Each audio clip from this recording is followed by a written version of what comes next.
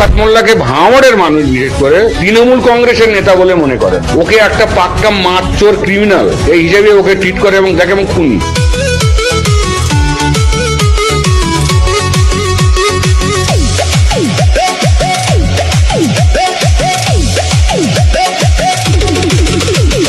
তুই তো বোম মারিস আর বোম বাঁধিস, তোলাবাজির টাকা নিয়ে মধুর হাঁড়ি চেটে, ভোটে হেরে ধর্ণা দেবে কালীঘাটের গেটে।